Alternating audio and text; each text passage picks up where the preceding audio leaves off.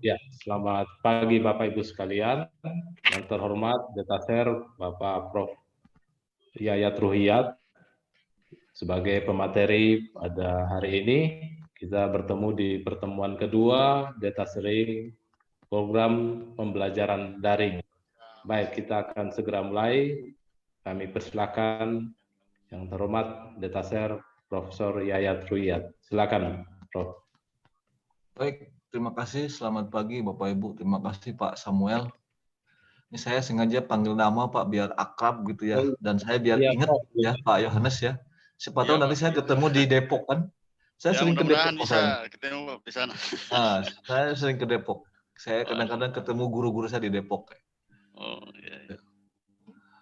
Baik Bapak Ibu, pada pagi ini saya langsung aja share materinya ya. Ya, Pak.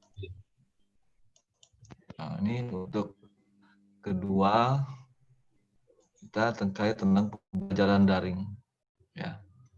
Mungkin Dikti nyimpen saya di pembelajaran daring, mungkin kedetek saya pernah belajar 4.0 kurikulum 4.0 ya, jadi saya sudah belajar begini ya. Mungkin nanti saya ininya bicara tentang pembelajarannya agak ngalor ngidul mungkin ya Pak Yohanes. Pak Yohanes kan dari teknik mesin itu mesti terstruktur gitu, orang teknik gitu kan, karena kalau salah baut bahaya ya Pak Yohanes ya. Ya baik ya, ini terkait pembelajaran daring. Nah ini saya lihat dari ini, kita lihat dengan istilah dimensi pada dunia pendidikan kita nih. Di sekarang nih, sekira belajar yaitu bagaimana menciptakan pengalaman ya untuk dapat menimba ilmu. Nah, istilah menimba ilmu ini dikembangkan yang disebut dengan domainnya Bloom ya, kognitif, afektif, psikomotor. Nah, inilah muncul domain-domain itu. Nah, dalam menciptakan pengalaman bermakna ini banyak hal ya. Adalah ya menciptakan ekosistem, menciptakan pengalaman, dan menciptakan rasa keingintahuan. Ini program proses kita, Pak. Jadi bagaimana kita memberikan pengalaman bermakna buat peserta didik, ya kita harus menciptakan ekosistem. Ini kalau posisinya di kelas. Tapi sekarang, nah ini terkait, ini menurut Anderson bahwa pengetahuan itu apa, gitu ya. Jadi kita akan sekarang geser ke pengetahuannya, pengalaman pengetahuannya.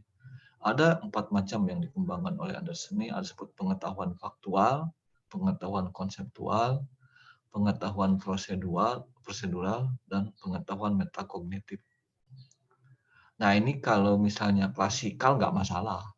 Bagaimana kita menyampaikan pengetahuan faktual, pengetahuan konseptual, pengetahuan prosedural, pengetahuan metakognitif. Nah, ini nggak ada masalah. Diasumsikan selama ini karena mungkin kalau dalam istilah ilmu saya, ilmu fisika, mungkin juga ya kadang-kadang saya berpikir hukum Newton itu ada benarnya. Hukum Newton kan ada 3 ya, statis, terus dinamis, dan sebab akibat ya. Jadi teori mungkin kita sudah setimbang, sudah statis, sudah setimbang bahwa nikmat ngajar di kelas, kan gitu ya. Dalam pembelajaran di kelas itu bagaimana kita memaksakan pikiran kita, bacaan kita kepada mahasiswa. Jadi mahasiswa dipaksa untuk beradaptasi, untuk mengadopsi apa yang kita baca, apa yang kita alami. Itu kalau di kelas. Nah, problemnya sekarang tuh kita berada pada ruang yang berbeda. Nah, ini problem kita. Nah, kan ke domainnya belum. Makanya belum ini menarik nih. Sekarang, nah ini dikembangkan oleh Anderson ini. Tadi istilah pengetahuan tadi itu, bagaimana sebelum di kelas. Sebelum di kelas itu ya kita untuk memetakan bagaimana dia pengingatannya, bagaimana pengetahuannya. Terus selama di kelas, bagaimana dia mengaplikasikannya, bagaimana dia menganalisisnya. Selama di kelas. Ini kan prosesnya proses di kelas. Setelah di kelas, evaluasi dan kreatif. Ini enak Pak, posisinya kelas. Sekarang problemnya jauh-jauhan kan. Jadi kalau kita di kelas bisa melihat, makanya ada istilah pre-test, ada istilah post-test. pre, proses, post, kan gitu ya. Jadi kita bisa bertanya saat proses pembelajaran, kita bisa mengetahui pengetahuan mahasiswa sebelum pembelajaran, namanya before class, sebelum masuk kelas, dari mulai pengingatannya maupun pengetahuannya. Selama di kelas kita bisa monitor bagaimana dia menganalisisnya, bagaimana dia mengaplikasikannya, apa yang kita sampaikan. Setelah di kelas, setelah itu kita bisa evaluasi baik pengetahuannya maupun kreativitasnya.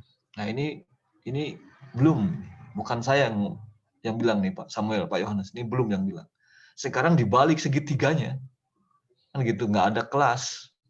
Jadi sebelum daring, kan selama daring, setelah daring. Nah, ini problem kita kan gitu. Nah, sekarang proses kognisi itu kalau saya berpikirnya dua dalam proses ini.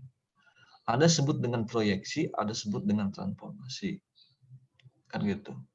Jadi kalau proyeksi, nah ini bahasa matematika sedikit karena tadi bilang oleh Pak Samuel saya home-base-nya matematika. Biar saya kelihatan orang matematika, Pak Samuel.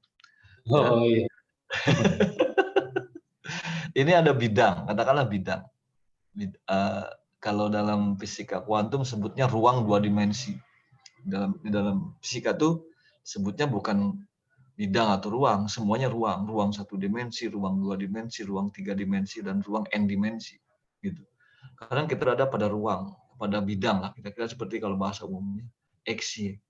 Kalau misalnya kita menyampaikan A ke mahasiswa, maka dua kemungkinannya. Kan gitu ya, dua kemungkinannya. Kemungkinannya AX, kemungkinannya AY. AX ini artinya apa? Ada kemungkinan apa yang kita sampaikan itu menurun. Makanya kan nilai mahasiswa jarang yang, kalau kita kasih evaluasi, jarang yang 100. Harapan kita kan nilainya A semua kan. Tapi kalau A semua juga salah dalam sistem penilaian. Jadi ini akan muncullah AX dan AY. Jadi muncullah simbol lain dalam saat kita penyampaian. Nah, perbedaan ini enak kalau masih kita bisa evaluasi, ya masih bisa kita evaluasi. Tetapi posisi yang kemarin saya bilang, posisi sekarang ini posisinya kalau masih proyeksi itu kita masih bisa evaluasi dan bisa kita monitor. Tapi dalam posisi transformasi kita berada pada waktu yang sama, ruang yang berbeda. Istilah saya X, Y, dan X aksen, Y aksen.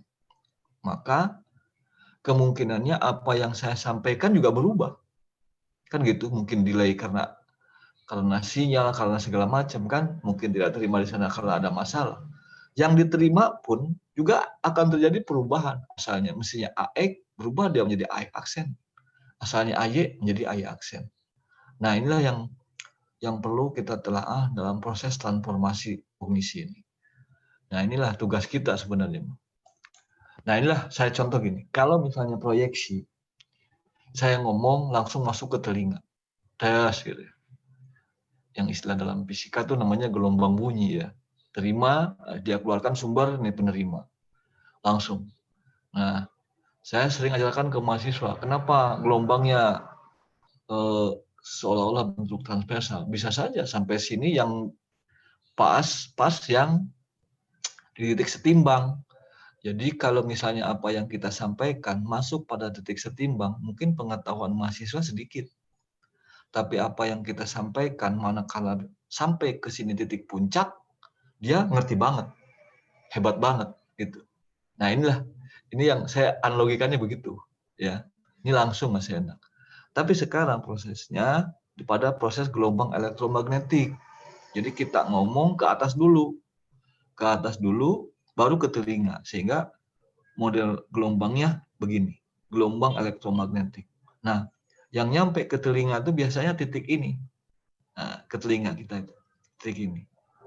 Nah, istilah sebut dengan transformasi. Ada mungkin juga karena mungkin terlalu banyak informasi yang didapat, mungkin juga banyak yang dia dapat. Atau mungkin juga karena informasi yang didapat, dia bingung mana yang mesti dia dapat, yang mesti dia kerjakan, kan gitu ya. Makanya kemarin Pak Joko itu bilang, terlalu banyak tugas. Ya itulah, kita menggunakan fenomena ini. Ini saya analoginya gambarnya ini Pak Samuel, Pak Yohanes. Jadi yang satu gelombang bunyi, yang satu gelombang elektromagnetik. Nah ini sehingga masuk ke telinga agak berbeda-beda ya. Nah tadi transformasi pendidikan. Kadang tadi kan ada proyeksi, ada istilah transformasi. Transformasi pada bidang pendidikan itu ada lompatan. Dari asalnya memberi menjadi pengalaman menyenangkan. Asalnya tertutup menjadi terbuka. Asalnya penerus pengetahuan menjadi fasilitator pembelajaran. Ini semuanya berubah. Dari 9 ini berubah. Asalnya dikendalikan pemerintah, sekarang ya ekosistem diwarnai oleh otonomi daerah dan partisipasi aktif. Semuanya ini bagian-bagian kita. Gitu. Ya mungkin ya Pak Yohanes juga di UI. Biasanya di UI itu lompatannya tinggi juga tuh. Dulu saya waktu S2 tuh belum pernah bicara orang silikon tahun 2000 itu. Silikon itu untuk apa? Tiba-tiba UI sudah diajari saya dulu namanya program pre-BSD untuk simulasi silikon. Sekarang dipakai. Ya itu kan software-software itu. Saya aja waktu ditugaskan oleh Pak Rektor untuk ngurus sistem itu, saya mencari file-file saya tentang C++ kan di kepala saya kan gitu. Saya dulu tahun 99 saya diajarin C++ itu, pemrograman itu. Nah ini jadi sini ada lompatan-lompatan dari transformasi. Kita sekarang tidak sedang bicara proyeksi, kita semua sedang bicara tentang transformasi. Makanya dari 9 domain ini berubah. Asalnya misalnya manual tatap muka berubah menjadi difasilitasi oleh teknologi. Nah ini ada unsur teknologi di sini. Yang ketujuh asal dikendalikan dirubah menjadi relevan bagi industri. Semuanya dirubah. Dibebani perangkat administrasi, yang kedelapannya sekarang bebas untuk berinovasi. Nah kan gitu ya. Dulu kan kita mesti ada buat ini, wah banyak hal. Nah ini sekarang paradigma baru dalam pembelajaran tuh ini. Ya. Dulu kalau kita belajar, kalau kita ngajar di kelas, HP bunyi kita agak nyurang gitu ya Pak Yohanes, Pak Samuel ya. Kalau kita lagi ngajar di kelas ya, mahasiswa pegang HP, HP-nya bunyi. Wah siapa tuh? Nah, coba di silent, kan gitu ya. Sekarang silahkan HP-nya bunyikan, kan nyalakan. Nah itu bedanya. Jadi ada perubahan paradigma. Dulu HP suruh mati. Sekarang saat kita belajar, HP suruh nyala. Kan gitu ya. Nah itu bedanya. Nah itu namanya transformasi kan. Gitu. Jadi dulu untuk pengembangan institusi, bangun gedung yang tinggi-tinggi. Sekarang bangunnya sudah bukan lagi bangun gedung yang tinggi-tinggi. Bangun jaringan yang dengan semakin tinggi ininya ya. Nah, jadi ini paradigmanya berubah dari mulai pelayanan di sini sebut dengan server, sini ada student ya. Nah, bagaimana dia menggunakan assignment-nya, bagaimana dia tesnya, bagaimana cari library-nya, bagaimana dia order student-nya, bagaimana dia pembelajar gurunya, nah, bagaimana kita cari URL-nya, termasuk mencari bahan. Gitu. Mencari bahan apa pustaka, e-book atau e-jurnal. Nah, kalau misalnya nanti perlu saya sampaikan bagaimana mencari e-book, bagaimana mencari e-jurnal, nanti saya share di sini Pak Samuel, Pak Yohanes. Misalnya Pak Yohanes, saya kira di UI udah biasa lah itu. Mencari buku yang gratisan itu sudah biasa kan gitu. Dulu kan mencari buku gratisan asalnya dari Gramedia berubah ke Senen. Kan gitu ya. Kan itu cari buku murahan kan gitu. Sekarang bagaimana mencari e-book gratisan? Bagaimana supaya tidak berbayar? Mencari jurnal gratisan. Kan sama aja. Kalau dulu dari Gramedia ke Senen atau ke Jatinegara, sekarang berubah. Ambil dari jurnalnya berbayar menjadi ke Sikai Hub. Kan gitu kan? Supaya gratisan kan? Muncullah istilah hacker ya gitu kan. Kan sama aja analoginya ya. Gitu. Saya dulu sering ke Jatinegara nyari buku murahan kan. Di Otista itu kan banyak buku murah, tuh buku-buku murah. Bisa dibayangkan kalau masuk ke Blok M, ke Gramedia mahal banget buku luar itu. Masuk ke situ murah banget. Nah ini kan sama aja analoginya. Cuman sekarang kan tidak perlu berangkat, tidak perlu sekarang cukup olah pikir saja. olah fisiknya berkurang. Cuma ini kata Bu Ida itu, yang itu ibu-ibu itu, kita duduk terus kan, kita sekarang lagi olah pikir terus, olah fisiknya berkurang dengan daring. Nah inilah Bapak Ibu, jadi kita dari mulai library, ini segala macam, gitu. Termasuk saya di pasca juga sama, bagaimana mencari buku. Nah, cari buku tuh yang esensi sekarang yang jadi masalah. Misalnya Pak Yohanes, bidang engineering. Kalau hanya e-book saja, gampang. Bagaimana kita mencari domain e-booknya, e-book untuk engineering. Nah, nanti kalau perlu saya sharekan caranya, kan gitu. Kebetulan saya pernah belajar itu di Vietnam. Sangat butuh. Nanti saya sampaikan. Saya waktu itu 2 bulan berangkat ke Vietnam belajar tentang itu, ya cari-cari itu, terus berangkat ke Jerman. Saya pergi-pergi aja Pak Samuel, jadi kampus jarang ya, gitu. Jadi jadi nanti pengalaman nanti saya sampaikan. Mudah-mudahan baik, kita bisa ini mulai pembelajaran nih. Pembelajaran luring, ya. Ini biasa kita di kelas, kumpul-kumpul gini, serius banget, nggak boleh ada HP bunyi, kan gitu. Sini, ini ada olah fisik di sini. Terus pembelajaran jarak jauh bisa didampingi, di sini ada ini. Pembelajaran online, kenapa nih? Saya kadang-kadang lebih pintar anak saya dari saya, Pak. Ya, Pak Yohanes, Pak Samuel. Anak saya tuh, dia belajar online tentang grafik, tentang video di HP itu. Dia bisa. Itu kan online. Lebih cepat. Cepat banget. Tapi saat pembelajaran daring, pun juga bingung juga anak saya tuh. Pak, gimana ini? Lah, kamu kok belajar sendiri bisa? Ya ini mah gampang kan. Jadi ada perbedaan ternyata.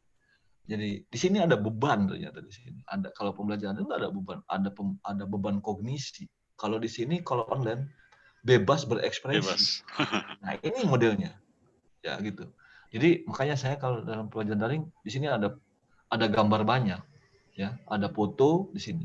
Kalau lu online ya dia bebas berekspresi. Serah dia kan. Tapi di sini ada kemungkinan sering errornya kan. Dia sering salah, nanya lagi ke YouTube-nya. Lihat lagi YouTube-nya. Nah ini pengalaman ini yang bakal kita tarik ke sini. Jadi silakan saja, nggak apa-apa. Kan kayak praktek, silakan saja mereka masih kita berbuat salah, sedang bersimulasi. Gitu. Silakan di sini. Nah inilah. Jadi ini ada perubahan dari saya nyebutnya kayak jarum jam. Saya dari sini terus ke sini sampai ke sini. Nah, sekarang kebijakan e-learning itu 2012 sudah ada ternyata, nomor 12 tahun 12 tentang pendidikan tinggi. Jadi bagian itu tentang pendidikan jarak jauh. Terus Permendikbud tentang penyelenggaraan PJJ. Nah, sedangkan geliat e-learning, nah ini dari sisi aturannya sudah ada tahun 2018 itu sudah ada. Saat kita bergabung di Kemenristek, nah itu sudah ada istilah e-learning. Mungkin dulu Pak Nasir sudah tahu tuh bakal ada COVID kali ya. Tiba-tiba 2020 ada COVID kan ya. Kan Sepada itu kan 2018 tuh sudah masuk di Undirta tuh. Sepi Sepada itu. Ya karena semua orang 2018 sudah ada geliat di sini. Nah, cuman ya orang bingung mau buat apa kan? Gitu. Nggak ngerti kalau bakal ada COVID. Nah, 2020 semua terkaget-kaget. Kan gitu. Akhirnya beralihlah ke Sepada itu atau pembelajaran daring itu. Nah, pembelajaran berbasis internet itu ada 2, ada 3 ya, ada web course, ada web centric course, ada web and course. Ya, ini teori banget ya. Kalau web course ya untuk keperluan pendidikan. Peserta didik dan pendidik terpisah. Kita ini kalau ngajar terpisah, namanya web course. Kalau web center course itu penggunaan internet yang memadukan antara belajar jarak jauh dan tatap muka. Nah, ini masih yang sekarang sedang orang kembangkan menjadi blended learning, ya, web. Ya, ini pembuatan internet untuk menunjukkan peningkatan kualitas pembelajaran. Nah, ini. Jadi sekarang dikembangkan lagi setelah blended. Mungkin saya pertemuan yang ketiga nanti saya akan bicara tentang blended learning, ya kan gitu ya, supaya satu-satu ya Pak Samuel ya, gitu. Nah ini tentang pembelajaran internet itu daring itu ada sebut dengan Learning Management System LMS. Nah ini kita di sini sekarang sedang olah ini. Jadi sekarang bagaimana membangun fasilitas internet ya LMS ini. Jadi ini software aplikasi untuk administrasi, dokumentasi, mencari, reporting, merekam ya, dan ini delivery of educational course ya, training program ya, ini di sini namanya LMS. Mungkin nanti LMS itu nanti perpaduan kalau istilah kami Pak di sini. Jadi di ini ya sistemnya diintegrasikan lah kira-kira seperti itu, sehingga orang satu kali klik nih mau apa, mau kirim KRS, mau apa, mau menyepakati jumlah SKS mahasiswa ini ngajar. Nah itu kira-kira di LMS ini kita ngomong. Nah di LMS ini bicara tentang mahasiswa dan dosen. Nah dosen mengirim tugas. Nah ini menulis, mungkin kalau di Bapak Ibu di mana di Uncen masih akan jadi. Nah, terus download materi. Nah, terus ini membuat pengumuman dosen. Terus melihat tugas. Nah ini di LMS. Nah nanti saya ngontrol di sini Pak. Jadi saya bisa kontrol dari rumah. Jadi saya nggak perlu ngampus. Gitu. Walaupun ada tertulis di struktur ya, saya cuma ngontrol dari rumah aja. Siapa nih hari ini yang ini? Siapa? Ya gitu aja. Nah nanti yang paling sibuk di jam berapa? Nanti saya geser-geser gitu. Gitu. Biasalah dosen kan sibuk. Wah ini saya nggak bisa jam segini, geser dia waktunya. Nah, saya pantau dari rumah. Nah kan gitu. Nah enaknya sekarang daring gitu Pak. Nggak perlu saya kantor kan. Gitu. Jadi kalau pertanyaan Pak Samuel tadi berapa hari di kampus? Ya saya 2 hari. Gitu. Oh itu pakai SPAR Pak ya? Ya betul Pak Yohanes. Nah sekarang pembelajaran daring ya, learning atau online. Ini biasalah ini pembelajaran individu, pembelajaran fleksibel, dan ini fleksibel kita nih terus dapat dikombinasikan tadi. Disebut dengan blended learning tadi. Nanti saya di pertemuan ketiga akan kupas tentang istilah blended learning ya, campuran ini. Nah jenis learning itu ada yang suplemen, ada yang ya jadi kata 14. Nah ini kemarin saya sempat singgung di softwarenya yang sekarang yang agak maju tuh softwarenya UT karena mungkin udah lama itu. Nah, kategori e-learning itu ada 3 ya. Ada siang, ada mix, ada full daring. Nah, ini Bapak Ibu tinggal pilih saja. Ini pembelajaran tatap muka, keberadaan sistem. Ini kalau mix, campuran ya. Ya, ini kalau full ya semua interaksi penyampaiannya belajar terjadi secara daring penuh. Daring penuh, terus tidak ada pembelajaran tatap muka. Nah, ini ciri utamanya terjadinya pembelajaran kolaboratif secara daring. Tapi ini juga buat kita masalah karena baru. Mungkin suatu waktu kita sudah terbiasa dengan full daring. Nah persiapannya ya pastilah harus memiliki account pada sistem e-learning, course pada sistem e-learning, harus ada RPS ya. Terus kesiapan, bukan kesiapan materi pembelajaran dari mulai bahan ajar, referensi, materi tugas, soal-soal dan mekanisme. Nah, terus komponen dalam pembelajaran online atau daring, nah ini ada 3 dan ini dari mulai instruksi strategis, teknologi pembelajarannya sampai model pedagogisnya. Nah ini pembelajaran nih atau terserah mulai di sini mulai model pedagogisnya, strategi instruksionalnya, teknik pembelajarannya. Nah ini segitiganya segitiga sama sisi. Segitiga sama sisi. Jadi muter-muter aja deh. Ini lagi ngetren segitiga sama sisi ini. Jadi bukan segitiga sama kaki ya. Kalau segitiga sama kaki kan ada yang tinggi, ada yang rendah ya, ada resultan di situ. Ini kan artinya kan bagian-bagiannya sama. Kalau segitiga sama sisi. Sekarang konsep pembelajaran online tuh ya ini ada sebut dengan distance learning ya, jarak ya, tidak sama dengan open learning. Open learning juga lebih besar atau sama dengan distance learning. Distance learning ini lebih bagus daripada online learning. Nah, kira-kira komplemennya seperti ini. Jadi di sini ada distance learning, ada open learning. Nanti di sini ada ketemu tuh pembelajaran jarak jauh, pembelajaran terbuka. Nah, di sini ketemulah online learning, terus ODL. Ini open distance learning. Nah, ini kira-kira seperti inilah.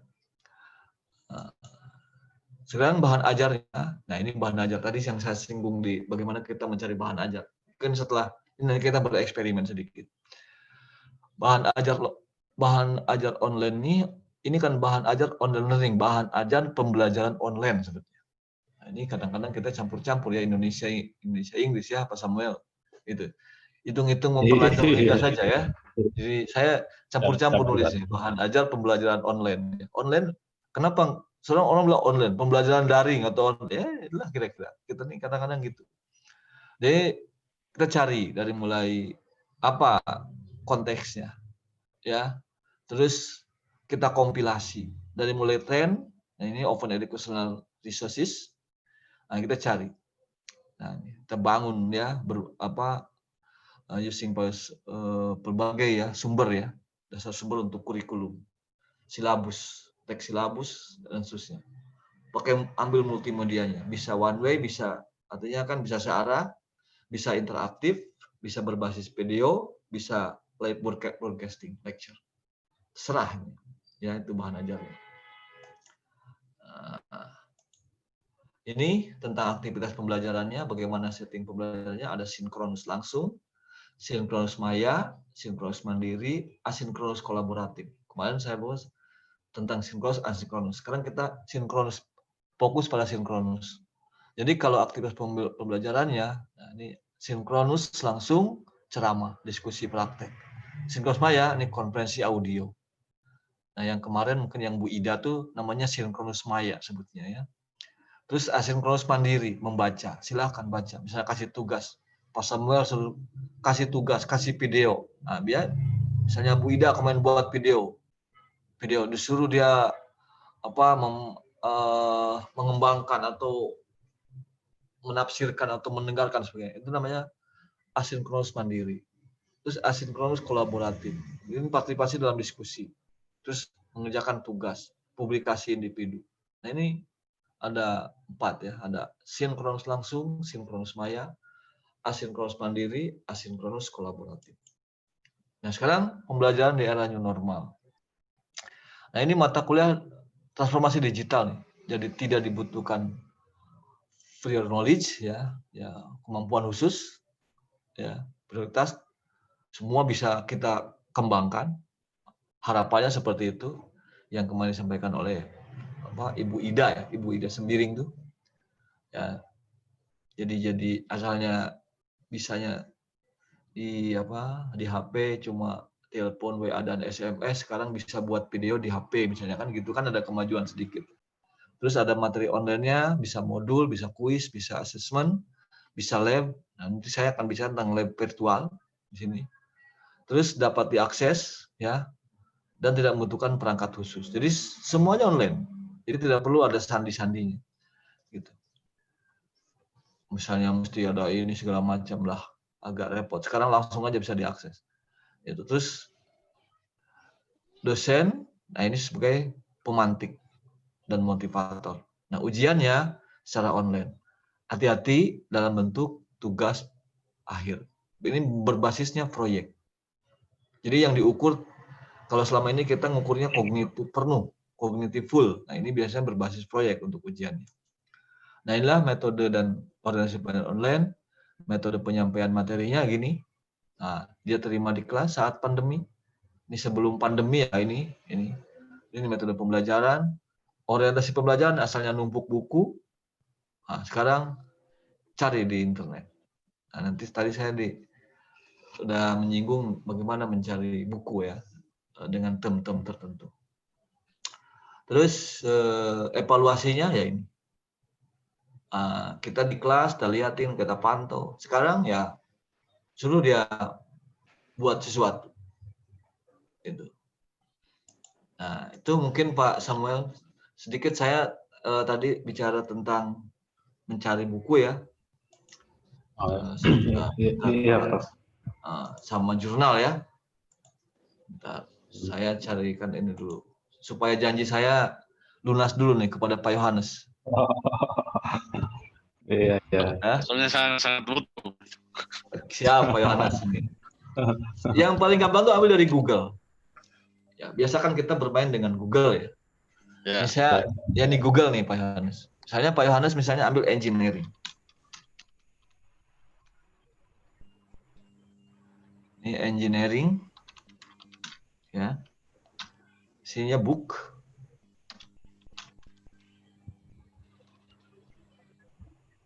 Nah, di sininya all sebutnya. Nah, ini ada bintang PDF. Sederhana sekali. Oh, Iya. Ya. Jadi ini engineering book, gak usah pakai koma. All. Nah, jadi ini semuanya buku, Pak Yohanes. oh gitu Pak. Ya. Ini buku. Jadi engineering buku PDF. Nah, ini kalau saya suka bilang gini ke mahasiswa, kalau saya dimintakan pelatihan atau ke dosen-dosen, Bapak Ibu isi paket berapa sebulan? Ada yang 100.000, Tergantung. ada yang 50.000, saya bilang gitu kan. Kira-kira 50.000 tuh dapat buku nggak? Saya tanya gitu kan. Mana ada katanya buku 50.000. Nah, dengan online bisa. Saya dengan uang 50.000, saya bisa dapat buku 5-10 di HP saya. Kok bisa? Bisa lah dulu. Dan bukunya buku luar. Nah, ini saya klik aja nih Pak Yohanes ya. Nah, Ya, ini klik buku Pak. Ini download free engineering book PDF. Dapat Pak tinggal klik aja. Ini semuanya buku. Free engineering buku PDF drive. Ini free engineering book. Nah, ini klik semua. Nah, ini buku nih. Nah, ini. Jadi kita balapan. Kalau saya karena saya ngejalan ke mahasiswa cari sumber sendiri, saya balapan baca Pak ujungnya. Jadi saya ngasih tahu, saya hari ini saya ngajarin. Jadi minggu depan sebelum berakhir kita minggu depan akan bahas ini. Mereka cari sendiri Pak bukunya. Karena saya bisa ajarkan cara cari bukunya, balapan baca dengan saya kan gitu ya.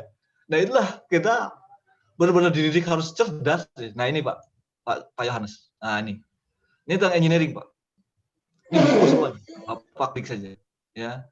Terus ini Itu free semua ya, Prof ya? Free semua.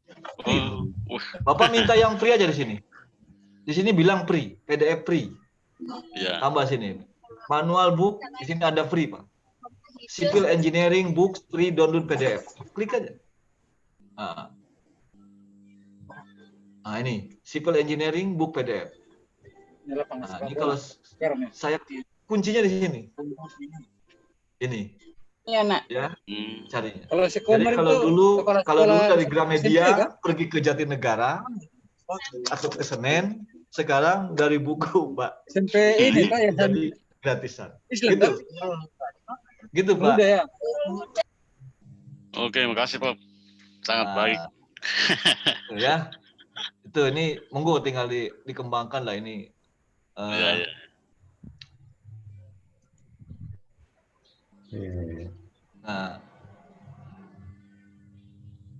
Nah ini buku-bukunya Pak Yohanes tentang civil engineering PDF book. Bapak klik ini gratis ini. Gratis ini. Jadi ini nggak bayar nih. Nah, dan mereka udah zip. Ada di sini tentang airport konstruksi, ada building, ada konstruksi. Ini klik aja buku ini. Ini buku semua nih Pak. Ya, itu. Nah itu mungkin Pak Samuel, Pak Hanes. Ya. Mudah-mudahan cara carinya bisa bermanfaat. Terima kasih. Sangat Prof. Iya, Prof ya. Baik Bapak Ibu, mungkin ada yang ingin bertanya, silakan.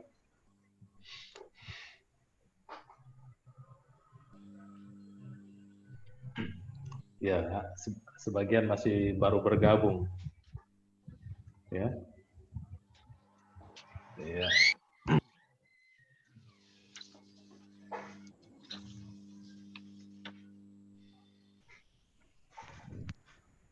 Iya, Prof. Ini kalau untuk sistem pembelajaran daring di suatu kampus, itu ada batasannya tidak? Artinya speknya suatu kampus memiliki pembelajaran daring harus mempunyai kapasitas sekian. Ada batasannya tidak itu? Mesti ada. Dia down kalau nggak ini, kalau servernya nggak kuat, down dia. Ya, karena jam-jam tertentu kan loadingnya berat, Ya. kemudian ada Ya betul. yang ringan, Ada Pak. apa ini dipengaruhi Ada kapasitas. itu orang IT ngerti banget itu. Saya suka, oh ini jam sibuk. Nah ini nggak kuat server kita, karena ada beberapa bit gitu kan, Ya. berapa gigabyte, nah ini berapa tera. Coba Bapak bayangkan, satu orang kalau kirim 5 mega saja Pak, 5 megabyte file. Jangan ini ya, filenya saja 5, kan biasanya di kami itu dibatasi 2 mega, 2 ya 5, katakanlah 5 mega lah misalnya, 5 mega. 5 megabyte. 5 Itu megabyte kalau per misalnya orang. masuk ke situ ada 20 dosen, Pak. Bisa kebayang. Iya kan? Itu Iya. kalau 20. Nah, pada jam yang sama dengan fakultas ada 7, kan gitu 8 sama pasca. Belajar bareng sekaligus di situ, masing-masing 5 mega. Berapa, Pak? Itu Ya, bisa artinya kalau setiap dosen mengupload video pembelajarannya, ya rata-rata kalau video pembelajaran itu 2 mega. mega 2 mega itu. 2 mega tahu saya itu, Pak. 2 megabyte itu. 2 video mega itu. pembelajaran. Ya. Iya. Itu down dia, Pak. Makanya loading lama. Gitu. Makanya suka saya geser.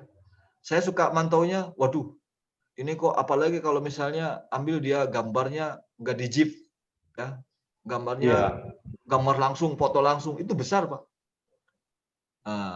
Nggak di JPEG gitu. Kan kalau di JPEG itu dia masih kecil ya. Kalau dia menggunakan JPEG. Nah, Kecil, dikompres. JPEG, ya.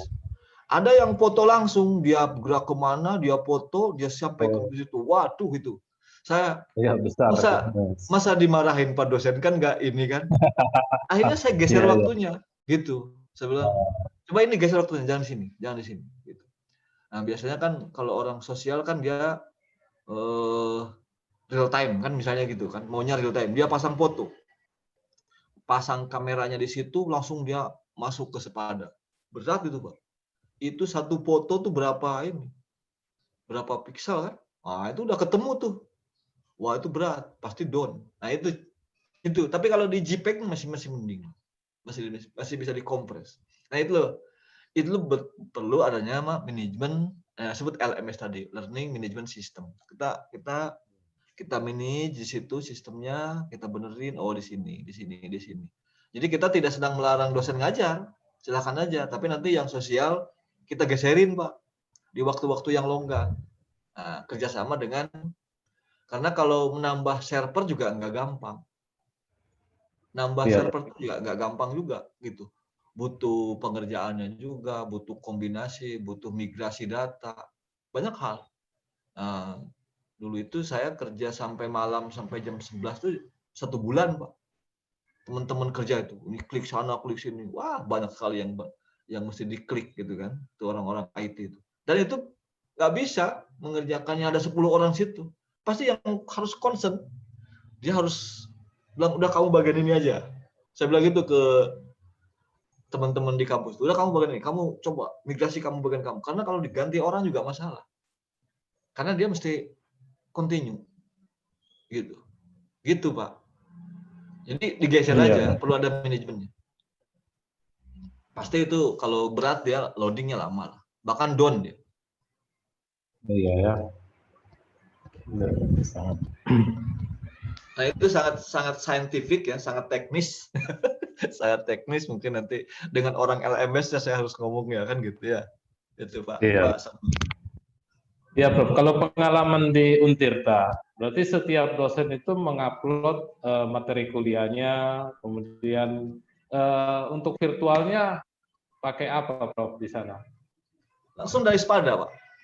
Jadi gini. Ya. Jadi materi teman-teman dosen tuh di awal itu jurusan yang ngelah. Suruh kumpul RPS, suruh masukin ke Spada bahannya. Jadi itu online, mahasiswa semua bisa akses, Pak. Bisa akses semua tuh, mahasiswa. Cuma sekarang saya masuk ke situ, mereka bisa akses, nggak bisa download. Kalau dulu, kalau misalnya Pak Yohanes atau Pak Samuel ngajar, kirim sekarang, mereka tuh untuk 14 kali pertemuan bisa download. Dulu. Nah, saya masuk ke situ, jangan di-download. Saya bilang, itu terlalu manja mahasiswa.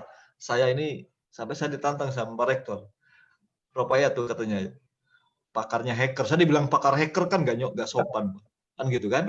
Gitu. Kayak cari buku aja bisa tuh katanya. Cari jurnal bisa. Kan gitu. Nah, saya bilang, oke, kalau gitu gimana supaya nggak bisa di-download? Saya bilang, begini caranya. Jangan masuk ke sini. Masuknya ke label. Jadi bisa dipasang saja, bisa dilihat sama mahasiswa, kan gitu ya. Tapi dia agak susah untuk mendownload. Mesti izin. Kalau dulu tanpa izin, dia langsung download bebas. Karena upload-nya upload biasa. Nah sekarang, nah itu sudah bisa diakses Pak.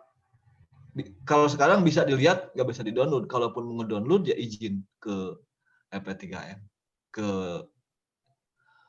divisinya ya, gitu. Nah nanti sebelum perkuliahan dimulai, itu kan ada jam, ada jadwal kuliah Pak. Jadwal kuliah kita masukin. Jadi ke di HP juga saya suka dikasih tahu. Jadi kalau saya, karena saya udah kontrak di Sepada itu ngajar, misalnya hari Selasa saya ngajar, Pak. Selasa saya jam 9 itu ngajar. Saya simpen di Sepada. Jam 9 sampai jam 12 saya ngajar. Itu HP saya bunyi ngasih tahu. Itu langsung ke Sepada, Pak. Kontrak 1 semester. Jadi tiap minggu saya nggak usah pakai buat link baru. Jadi itu sampai 1 semester berlaku. Itu di Sepada langsung. Jadi kita juga dikasih tahu lewat HP. Ada jam ngajar. Ada jam ngajar gitu. Kita coba integrasikan seperti itu. Itu Pak. Jadi saya nggak bisa berkelit kalau udah HP saya udah bunyi ngajar gitu dah. Nah itu karena ada yang mantau Pak. Masa saya suka mantau, berarti dipantau orang kan nggak enak. Nah gitu Pak. Ya, baik Prof. Ada pertanyaan peserta ini dari Ibu Indriyanti. Apakah di Indonesia sudah ada universitas yang mengembangkan kelas online menggunakan fasilitas virtual reality?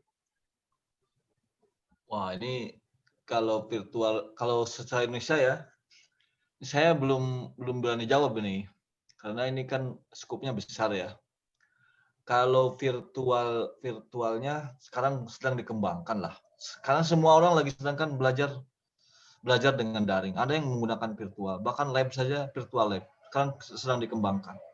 Kalau secara Indonesianya saya, bukan ranah saya Pak Samuel, bukan ranah saya untuk bicara, sudah sekian persen, bukan ranah saya. Tapi sekarang kita sedang coba, termasuk kami juga di kampus ya, sedang berpikir bagaimana mengembangkan virtual laboratorium. Supaya apa? Supaya mahasiswa, dosen tidak ada istilah tidak bisa ini harus ke lab. Tetap saja kita jalan gitu. Jadi sekarang saya juga lagi banyak kumpul-kumpul dengan teman-teman bagaimana mengembangkan virtual laboratorium itu. Supaya apa? Yang agak susah emang kedokteran. Dokteran dengan kimia itu susah. Karena saya bilang masa nggak bisa sebenarnya gitu kan. Nah, coba saya kan bisa ini gambar saya, foto saya bilang, dipotong-potong aja tuh. Gitu. Saya sederhananya begitu. Bisa nggak disimulasikan nanti. Nah, kalau cuma begitu Propet bisa. Ya kan tidak perlu yang susah-susah, tidak perlu yang kompleks dulu. Nanti kompleknya baru, yang kompleks baru praktek. Jadi jangan sampai nanti ada kesan, ini karena praktek, nggak bisa daring. Janganlah, kita jangan berpikir nggak bisa dulu. Kita coba dulu. Kalau saya kan agak nakal Pak otak saya itu sebenarnya. Jangan berpikir tidak bisa dulu gitu. Ayo kita kerjakan dulu. Nah, kalaupun nanti ada kelemahan, ya nggak apa-apa, nanti sembari berjalan kita perbaiki. Saya buat virtual laboratorium fisika. Saya buat model, Pak. Ya gitu. Itu kalau secara Indonesia saya nggak berani jawab, Pak. Ya, baik, Prof. Ada pertanyaan lagi. Silakan Pak Peter. Kalau bertanya, silakan. Yang ingin bertanya, Pak Pit. Nah, terima kasih Pak Samuel. Mohon maaf, tadi saya mau ketik tapi salah, langsung ter-enter jadi. Mohon maaf. Ya, silakan. Posisi saya ada di luar karena apa ya? Lebih natural. Iya, natural. Yang saya mau tanyakan itu kan sebenarnya kan Microsoft kan menyediakan satu sarana untuk bisa online begitu, Prof, yaitu Microsoft Teams. Nah, kira-kira lebih enteng mana atau lebih berat dan lebih murah mana, Prof, menggunakan yang misalnya Zoom atau yang lainnya dibandingkan kalau misalnya perguruan tinggi membeli akun Microsoft Teams itu, Prof. Saya sendiri punya akun tapi mahasiswa saya tidak punya, jadi ya saya tidak gunakan. Terima kasih, Prof. Ya. Terima kasih Pak, siapa tadi? Pak Peter. Pak Peter. Ya. Pak Peter, ini kalau terkait harga ya, sekali lagi, kalau di tempat kami, karena kan ini, kalau Kemdikbud kan sudah kerjasama dengan Google Meet. Setahu saya Kemdikbud itu kan sudah kerjasama dengan Google Meet. Makanya kan kita lebih cenderung menggunakan Google Meet. Kan gitu. Nah sekarang misalnya Microsoft mengembangkan, saya tahu Microsoft itu kan kawan saya dulu, teman saya kuliah itu, direkturnya. Pak orang Sulawesi, tapi masih nggak tahu, katanya sekarang pindah ke Samsung. Dia emang cerdas banget itu. Namanya Dr. Risman Adnan, dia Risman Adnan itu direktur Microsoft Asia Pasifik kalau tidak salah. Sekarang dipindah diambil oleh Samsung. Itu emang orang cerdas banget. Orang Indonesia tuh Pak, dia kalau ada begini dia peluangnya cepet tangkap. Nah terkait harganya, nah setahu saya yang sekarang sudah bekerja sama tuh yang ramai-ramai di kampus itu kan karena bukan ranah saya Pak ya kalau itu. Kalau menurut waktu itu saya ini katanya udah pakai Google Meet aja kalau misalnya nggak di sini. Sempat saya tanya kenapa menggunakan Google Meet, karena Kemdikbud sudah kerjasama dengan Google Meet. Nah itu bukan ranah. Jadi kalau terkait murahnya, cuman setahu saya Pak, kalau kita menggunakan meeting, menggunakan ini Zoom, Bapak coba cek bereksperimen pakai berbayar. Jadi kalau itu kan sempat ada keluhan dari mahasiswa saya kemarin itu saya cerita. Jadi kita dikasih 30 giga satu hari itu kalau full itu kan bisa saja habislah 3 gigabyte. Bapak bisa bayangkan kalau 20 hari Pak, berarti kami habis 60 giga. Sementara dari kampus dikasihnya 30 giga, itu cash seperti itu.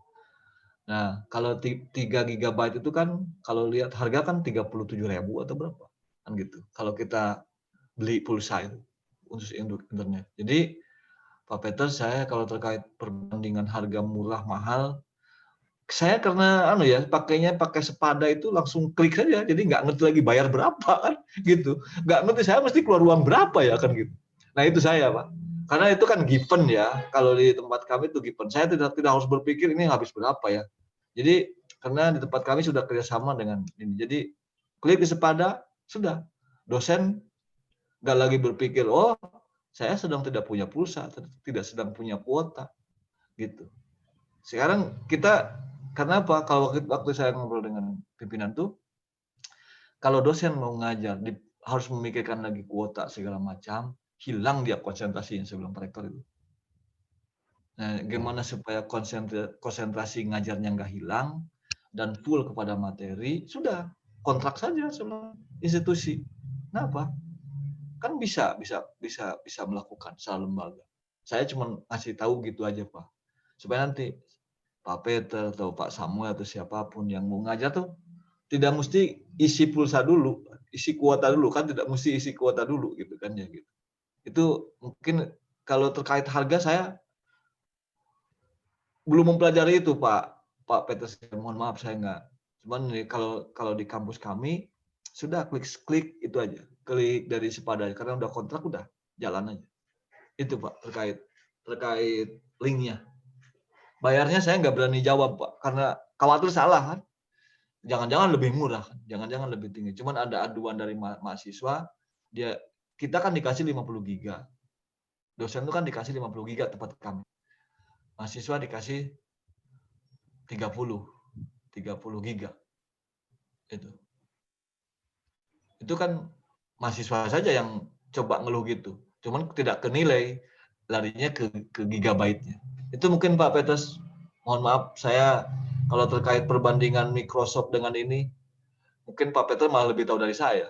atau Pak Samuel. Saya nggak memahami, tapi kalau bicara tentang bagaimana model pembelajaran, mungkin saya bisa diskusi banyak.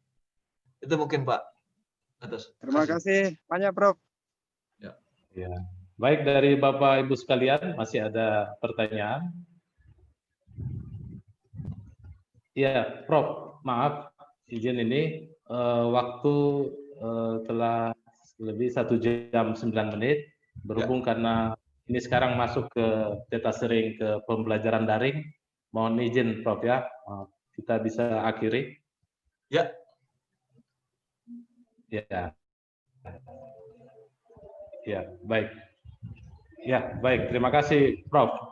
Ya, Bapak Ibu sekalian, terima kasih atas partisipasi pada pertemuan kita kedua di data sharing pembelajaran daring, dan terima kasih banyak kepada Dataser, Bapak Profesor Yayat Ruhiyat yang telah memberikan materi pada hari ini. Kita akan bertemu lagi pada pertemuan ketiga pada hari Senin tanggal 23 November jam 12 waktu Indonesia Timur, jam 10 Barat, Prof ya. Ya. Ya, baik. Terima kasih atas partisipasi semua, Bapak Ibu sekalian. Kami mengucapkan ya terima kasih, selamat pagi. Terima kasih Pak Yayat, Pak Ya. Samuel. Selamat pagi. Selamat Terima pagi, Bu. kasih. Banyak pagi. Langsung live ya, Pak Ya, Samuel. baik. Pak Samuel, Oh, ya. ini linknya sama apa beda dengan Iya. Bapak Ibu, kalau bisa tetap saja stay di sini karena saya buat link Zoom-nya sama. Zoom. Sebenarnya saya mau nonaktifkan dulu baru masuk. Ini apa Bapak Ibu bersedia? Saya tutup dulu rekamannya, kemudian masuk lagi. Bisa? Ya. Iya Bapak Pak, Ibu, ya? ditutup aja dulu. Ya. live dulu Saya ya? tutup dulu ya. Ya. Baik. Oke.